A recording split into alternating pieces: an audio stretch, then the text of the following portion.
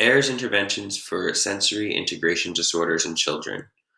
Some specific disorders relevant to AIRS in the pediatric setting is somatodyspraxia, aka clumsy movements, vestibular bilateral integration, or VBI, and sequencing disorders.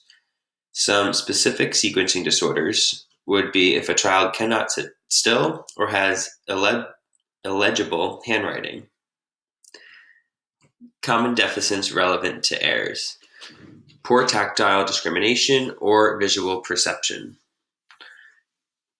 A good intervention for a child would be to engage in natural play activity through designing a just right challenge.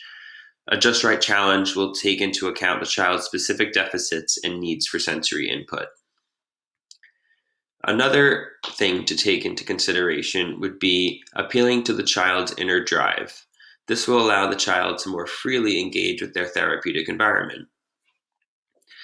Some sensory deficit subtypes among children with ASD, or autism spectrum disorder, is separated into 4 categories: sensory adaptive, taste smell sensitive, postural inattentive, and generalized sensory difference.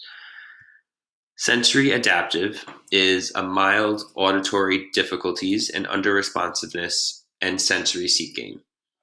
Taste and smell sensitive individuals have significant auditory filtering difficulties and are sensory seeking.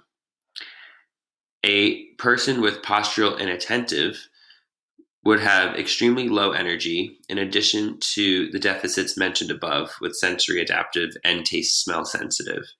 Lastly, generalized sensory indifference. The individual would have difficulty in all of these sensory domains.